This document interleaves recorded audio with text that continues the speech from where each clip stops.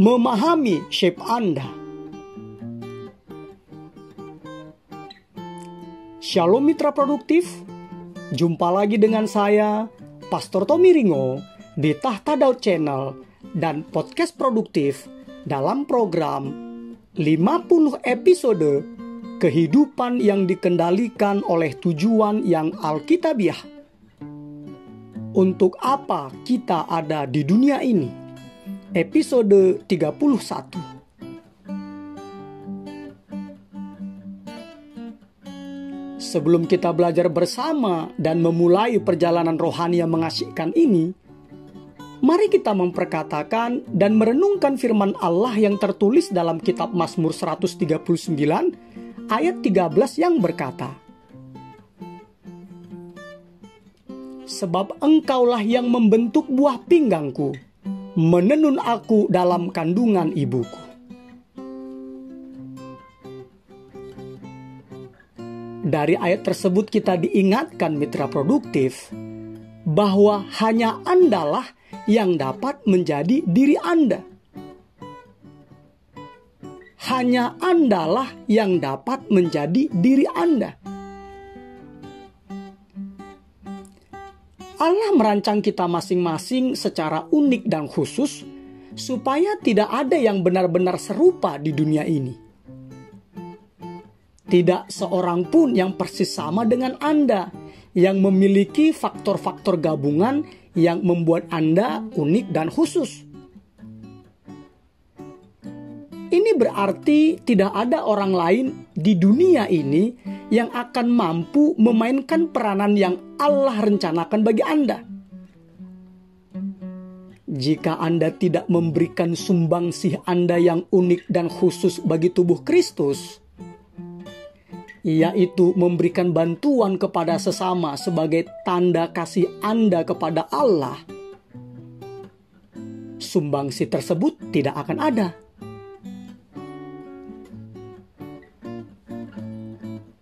Dalam episode sebelumnya, kita telah belajar dua faktor pertama dari akronim SHAPE, S-H-A-P-E, yaitu S dan H. S adalah kepanjangan dari spiritual gift, karunia rohani. Dan H adalah kepanjangan dari heart, hati. Nah, sekarang kita akan melihat faktor-faktor lain dari akronim SHAPE Anda untuk melayani Allah, yaitu A, P, dan E.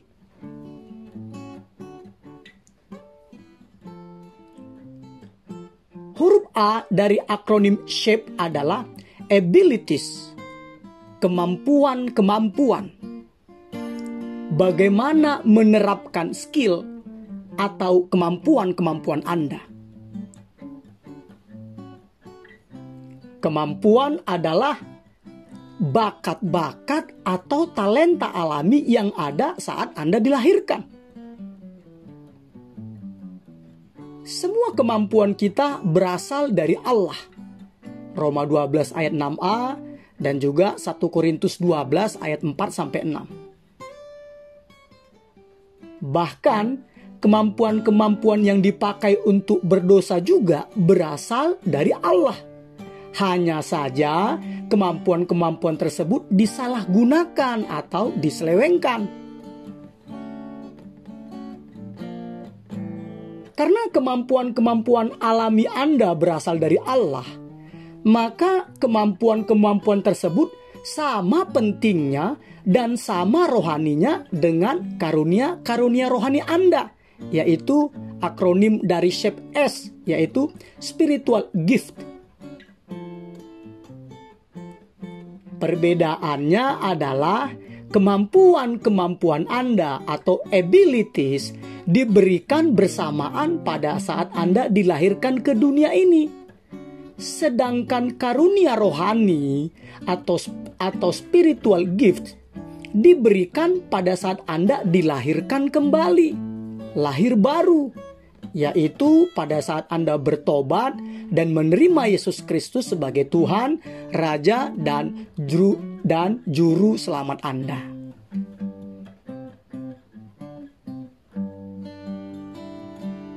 Salah satu alasan yang paling umum dan banyak dipakai orang untuk tidak melayani adalah saya tidak memiliki kemampuan apapun untuk diberikan.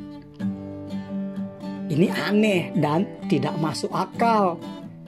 Karena apa? Karena Anda mempunyai puluhan, mungkin ratusan kemampuan yang belum tergali, belum diketahui, dan belum dipakai, yang masih tertidur di dalam diri Anda. Ada banyak penelitian menunjukkan bahwa rata-rata orang memiliki 500 sampai 700 keterampilan dan kemampuan yang berbeda. Jadi jauh lebih banyak daripada yang Anda sadari. Sekali lagi saya katakan ya, ada banyak penelitian menunjukkan bahwa rata-rata orang memiliki 500 sampai 700 keterampilan dan kemampuan yang berbeda jauh lebih banyak daripada yang Anda sadari. Dan bagian dari tanggung jawab gereja adalah mengenali atau mengidentifikasi dan melepaskan kemampuan-kemampuan Anda untuk melayani Allah.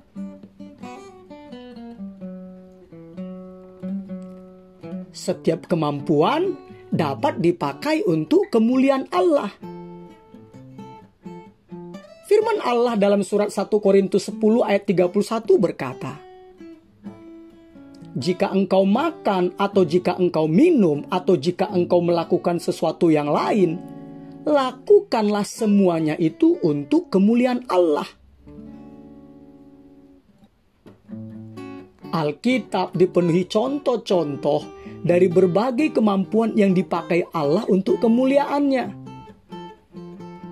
Berikut ini hanyalah sebagian dari yang disebutkan dalam Alkitab, yaitu kemampuan artistik, kemampuan arsitektur, kemampuan administrasi, membuat roti, membuat perahu, membuat permen, berdebat, mendesain, membuat balsem, peracik wewangian, membuat bordir, membuat ukiran, bertani, menangkap ikan, berkebun, memimpin, mengelola, pertukangan, menggubah musik, membuat senjata, menenun, melukis, berfalsafah, permesinan,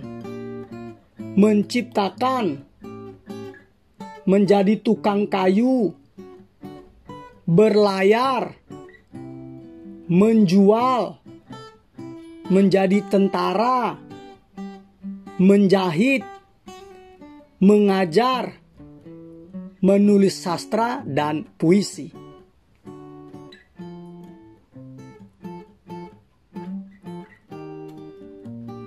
Firman Allah dalam surat 1 Korintus 12 ayat 6 berkata, "Dan ada berbagai-bagai perbuatan ajaib, tetapi Allah adalah satu yang mengerjakan semuanya dalam semua orang." Allah juga memberikan kepada sebagian orang kemampuan untuk menghasilkan banyak uang. Musa berkata kepada orang Israel dalam kitab Ulangan 8 ayat 18, "Tetapi haruslah engkau ingat kepada Tuhan Allahmu, sebab dialah yang memberikan kepadamu kekuatan untuk memperoleh kekayaan." Orang-orang dengan kemampuan ini pandai membangun bisnis, melakukan transaksi penjualan, dan memperoleh keuntungan. Jika Anda memiliki kemampuan bisnis ini, Anda seharusnya memakainya untuk kemuliaan Allah. Caranya bagaimana?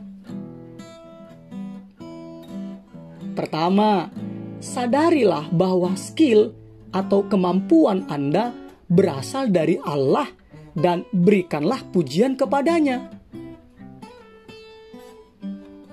Kedua, gunakanlah skill atau kemampuan bisnis Anda untuk melayani kebutuhan orang lain dan untuk menyampaikan iman Anda kepada orang yang belum percaya.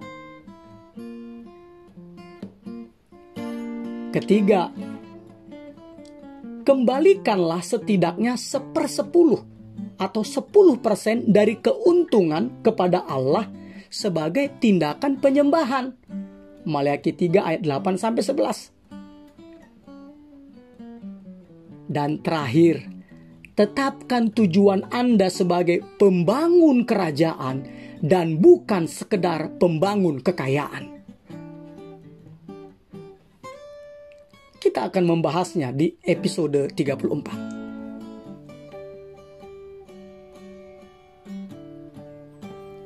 Apa yang saya mampu kerjakan, Allah ingin saya mengerjakannya. Artinya apa? Artinya adalah Anda merupakan satu-satunya manusia di dunia ini yang bisa memakai kemampuan-kemampuan Anda. Tidak ada orang lain yang bisa memainkan peranan Anda, karena mereka tidak memiliki bentuk unik dan khusus yang telah Allah berikan kepada Anda. Surat Ibrani 13 ayat 21 berkata bahwa Allah memperlengkapi Anda dengan segala yang baik untuk melakukan kehendak-Nya. Dan untuk menemukan kehendak Allah dalam kehidupan Anda seharusnya memeriksa dan mengujinya dengan bersungguh-sungguh apa yang merupakan keterampilan bagus Anda dan apa yang tidak.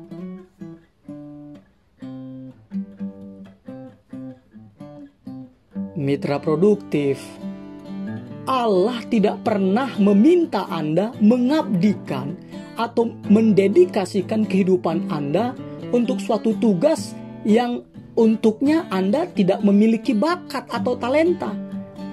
Allah tidak pernah meminta hal tersebut. Sebaliknya, kemampuan-kemampuan yang Anda miliki merupakan petunjuk, indikasi kuat tentang apa yang Allah ingin lakukan dengan kehidupan Anda. Kemampuan-kemampuan tersebut merupakan petunjuk untuk mengenali kehendak Allah untuk Anda. Itu adalah tanda-tanda yang menunjukkan kehendak Allah untuk Anda. Allah tidak menyanyiakan kemampuan. Ia menyesuaikan kemampuan kita dengan panggilan kita. Juga, kemampuan-kemampuan Anda tidak diberikan hanya untuk mencari nafkah atau mendapatkan penghasilan. Tidak hanya untuk itu. Allah memberikannya kepada Anda untuk pelayanan Anda. Seperti yang tertulis dalam surat 1 Petrus 4 ayat 10 yang berkata, layanilah seorang akan yang lain, sesuai dengan karunia yang telah diperoleh tiap-tiap orang sebagai pengurus yang baik dari kasih karunia Allah.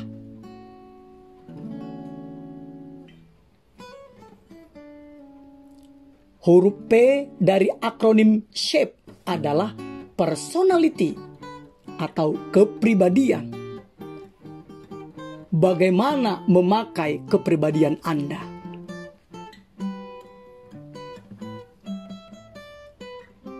Keunikan Anda adalah fakta ilmiah dari kehidupan.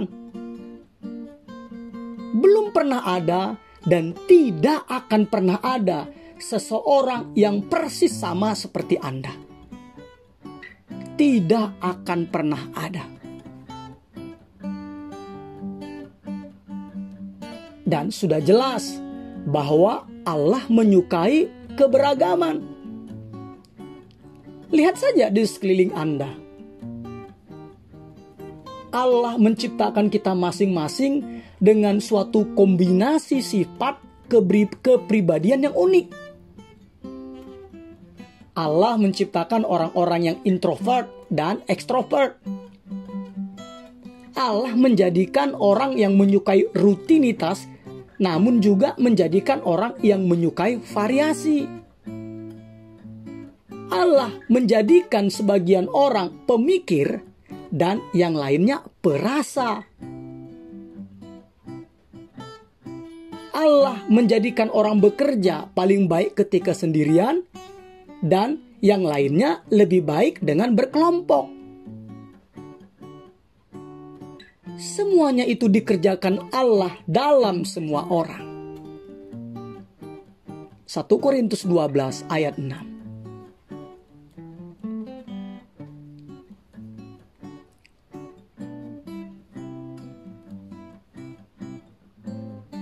Mitra produktif. Alkitab memberikan kita banyak bukti bahwa Allah memakai semua jenis kepribadian. Contoh, Petrus adalah seorang sanguin. Paulus seorang kolerik. Abraham seorang flegmatik. Musa yang melankolis. Tidak ada temperamen yang benar atau salah untuk pelayanan. Tidak ada. Kita membutuhkan segala jenis kepribadian untuk menyeimbangkan gereja dan memberikannya cita rasa. Dunia akan menjadi tempat yang membosankan jika kita semua mempunyai rasa yang sama. Untunglah ada lebih dari 30 rasa dalam diri manusia.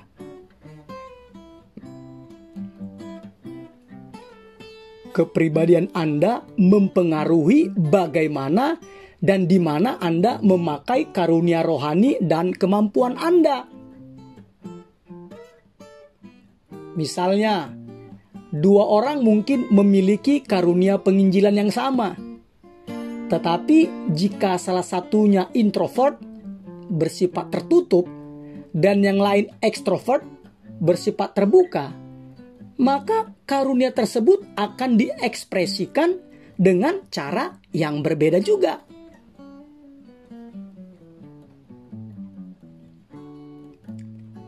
Sama seperti pengrajin kayu mengetahui bahwa lebih mudah bekerja menurut alur kayu dibandingkan dengan melawan alurnya, begitu juga ketika Anda dipaksa untuk melayani dengan cara di luar temperamen Anda. Itu akan menimbulkan ketegangan dan ketidaknyamanan, membutuhkan usaha dan energi yang ekstra, dan memberikan hasil yang kurang dari yang terbaik. Karena itu, meniru pelayanan orang lain tidak akan berhasil, sebab Anda tidak memiliki kepribadian mereka. Selain itu, Allah menjadikan Anda untuk menjadi Anda. Anda boleh belajar dari contoh-contoh orang lain, tetapi Anda harus menyaring apa yang Anda pelajari melalui shape Anda sendiri.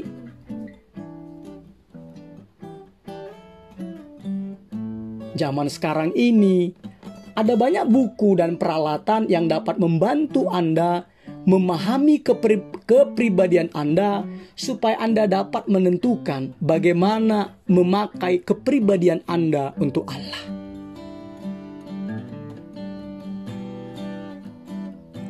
Sama seperti kaca berwarna, kepribadian kita yang berbeda-beda mencerminkan cahaya Allah dalam banyak warna dan pola. Dan lagi, bila Anda melayani dengan cara yang sesuai dengan kepribadian yang Allah berikan kepada Anda akan mengalami kepenuhan, kepuasan, dan keberhasilan.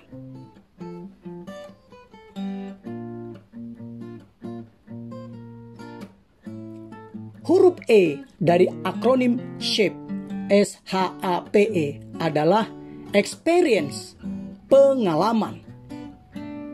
Bagaimana memanfaatkan pengalaman-pengalaman Anda?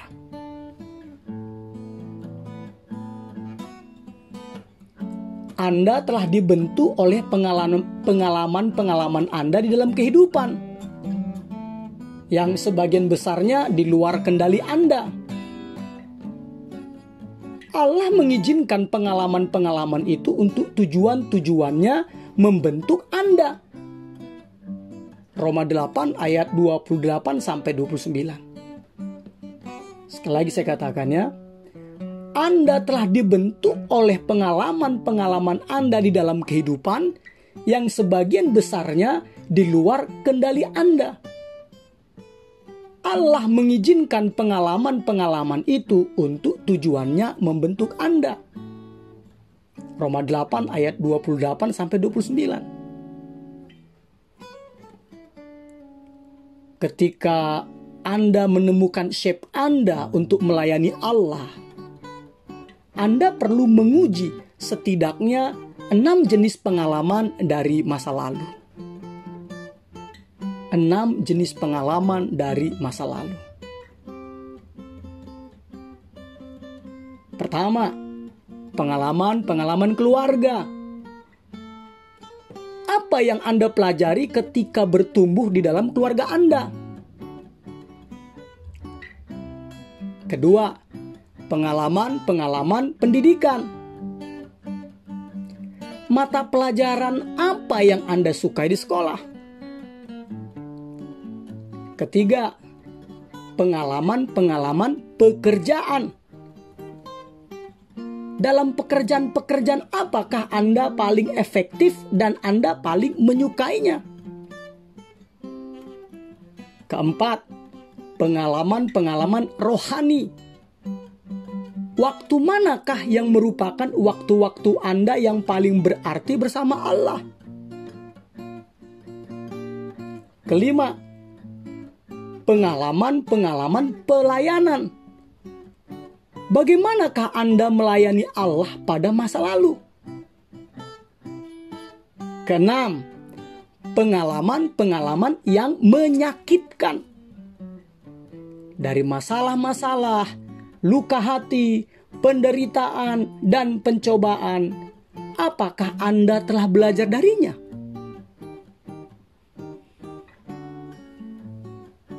Poin keenam, poin terakhir, yaitu pengalaman yang menyakitkan, yang paling Allah pakai untuk mempersiapkan Anda bagi pelayanan. Allah tidak pernah membiarkan suatu luka tanpa tujuan. Sekali lagi saya katakan ya, Allah tidak pernah membiarkan suatu luka hati terjadi tanpa tujuan. Semuanya terjadi ada tujuannya. Sebetulnya, pelayanan terbesar Anda kemungkinan besar berasal dari luka hati terbesar Anda. Allah dengan sengaja mengizinkan Anda mengalami penderitaan-penderitaan yang menyakitkan untuk memperlengkapi Anda bagi pelayanan kepada orang lain.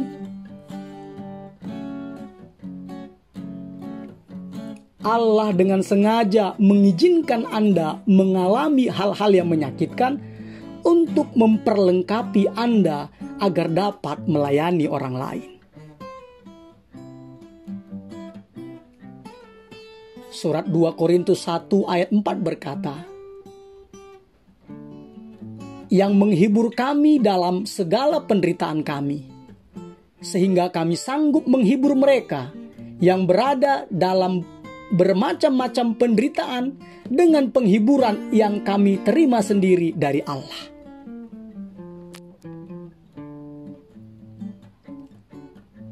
Mitra produktif, jika Anda benar-benar rindu dipakai oleh Allah, Anda harus memahami sebuah kebenaran yang kuat ini.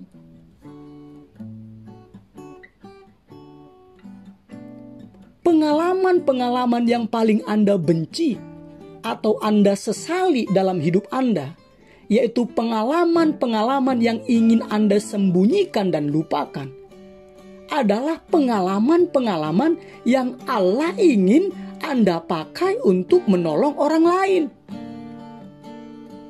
Itu adalah pelayanan Anda.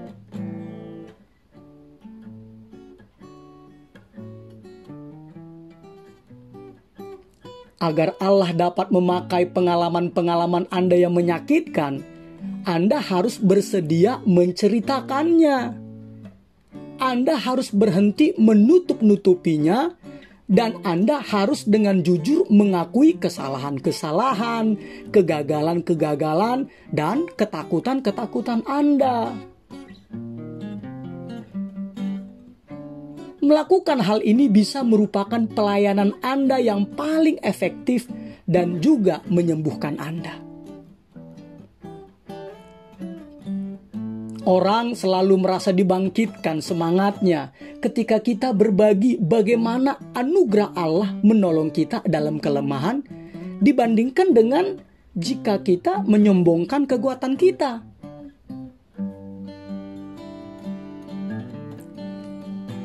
Rasul Paulus mengerti kebenaran ini. Makanya ia jujur menceritakan masa-masa tertekan dan putus asa yang dialaminya. Ia mengaku dalam surat 2 Korintus 1 ayat 8-10. Sebab kami mau, saudara-saudara, supaya kamu tahu akan penderitaan yang kami alami di Asia Kecil. Beban yang ditanggungkan atas kami adalah begitu besar dan begitu berat, sehingga kami telah putus asa juga akan hidup kami. Bahkan kami merasa seolah-olah kami telah dijatuhi hukuman mati. Tetapi hal itu terjadi supaya kami jangan menaruh kepercayaan pada diri kami sendiri, tetapi hanya kepada Allah yang membangkitkan orang-orang mati. Dari kematian yang begitu ngeri, Ia telah dan akan menyelamatkan kami. Kepadanya kami menaruh pengharapan kami bahwa Ia akan menyelamatkan kami lagi.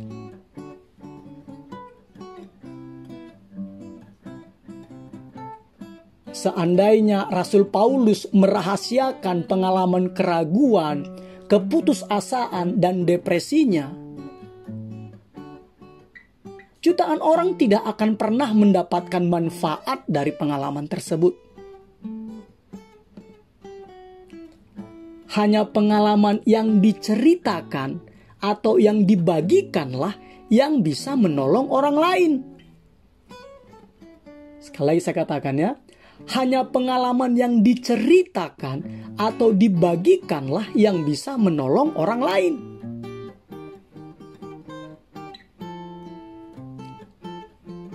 Novelis Aldous Huxley berkata, pengalaman bukanlah apa yang terjadi dengan Anda, tetapi apa yang Anda lakukan dengan apa yang terjadi kepada Anda. Pengalaman adalah guru terbaik jika kita mengevaluasinya. Jadi, jangan sia-siakan penderitaan Anda. Gunakanlah itu untuk menolong orang lain.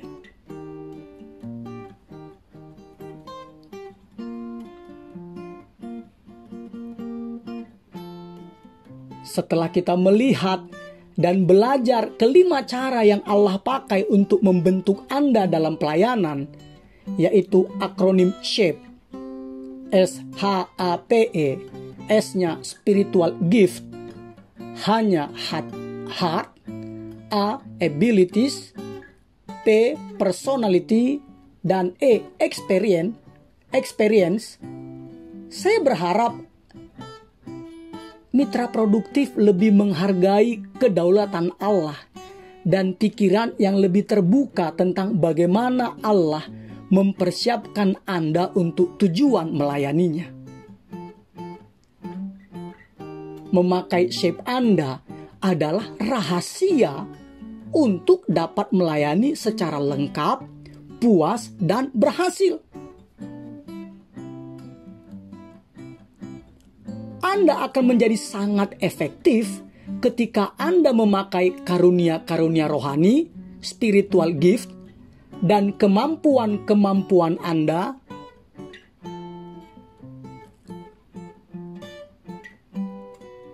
saya ulang lagi ya. Anda akan menjadi sangat efektif ketika Anda memakai karunia-karunia rohani dan kemampuan-kemampuan Anda di bidang yang sesuai dengan kerinduan hati Anda melalui ekspresi kepribadian dan pengalaman-pengalaman Anda yang terbaik. Sekali lagi, Anda akan menjadi sangat efektif ketika Anda memakai karunia-karunia rohani dan kemampuan-kemampuan Anda di bidang yang sesuai dengan kerinduan hati Anda melalui ekspresi kepribadian dan pengalaman-pengalaman Anda yang terbaik. Jadi mitra produktif, semakin Anda sesuai dengan ekspresi shape Anda, bentuk Anda, maka Anda akan semakin berhasil dalam pelayanan. Haleluya.